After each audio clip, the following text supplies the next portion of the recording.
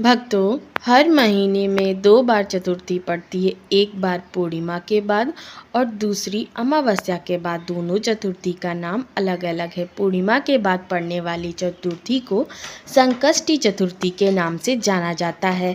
अमावस्या के बाद पड़ने वाली चतुर्थी को विनायक चतुर्थी के नाम से जाना जाता है।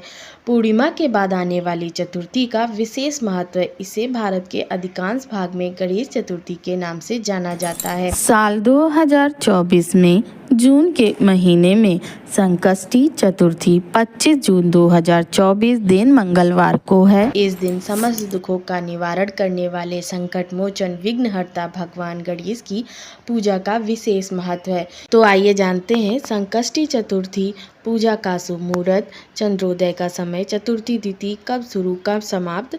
मगर उससे पहले वीडियो को लाइक कर दें और अगर मेरे चैनल पर नए आए हैं तो चैनल को सब्सक्राइब कर दें। साल 2024 में जून के महीने की संकष्टी चतुर्थी कृष्ण पिंगल संकष्टी चतुर्थी है। यह पड़ेगी 25 जून 2024 को।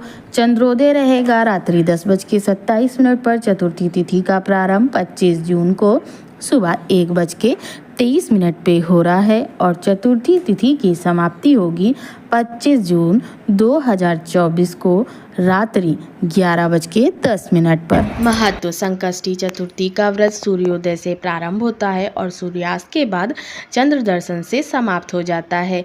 इस समय विघ्नहर्ता भगवान गणेश की उपासना करने से घर के सभी नकारात्मक प्रभाव नष्ट हो जाते हैं और सकारात्मक ऊर्जा का संचार होता है। घर की सुख और समृद्धि में वृद्धि होती है। संकट हरने वाली संकष्टी व्रत का पालन करने से घर में आने वाली बाधाएं दूर हो जाती हैं और ग्रह कलेश से मुक्ति मिलती है। साथ ही संतान प्राप्ति के लिए भी यह व्रत उत्तम है।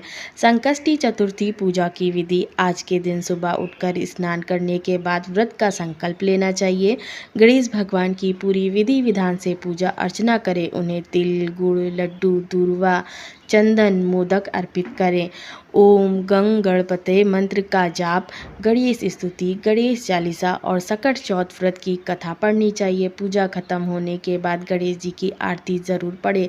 रात में चांद निकलने से पहले गणेश भगवान की फिर से पूजा करें। चंद्रोदय के बाद दुग्ध से चंद्रदेव को अर्घ्य देकर पूजन करें और फिर फलाहार ग्रहण करें। संकष्टी चतुर्थी के दिन भगवान गणेश का व्रत करने से व्यक्ति की हर मनोकामना पूरी होती है। संकष्टी चतुर्थी की पौराणिक कथा: एक समय की बात है, शिव और शक्ति नदी के किनारे बैठे हुए थे। कुछ बाद माता पार्वती को चौपड़ खेलने का मन हुआ।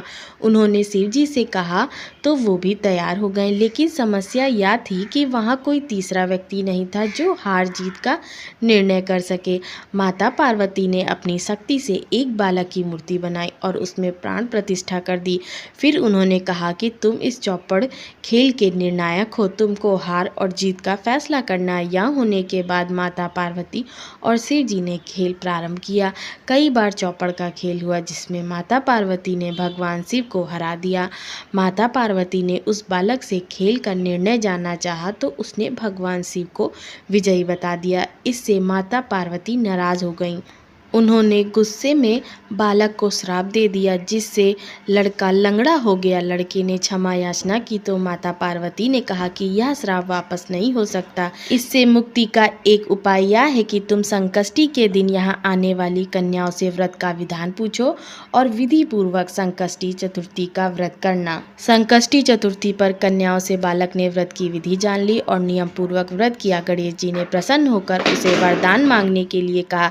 तब बालक ने माता पार्वती और भगवान शिव के पास जाने की इच्छा व्यक्त की तो गणेश जी ने उसे कैलाश पहुंचा दिया।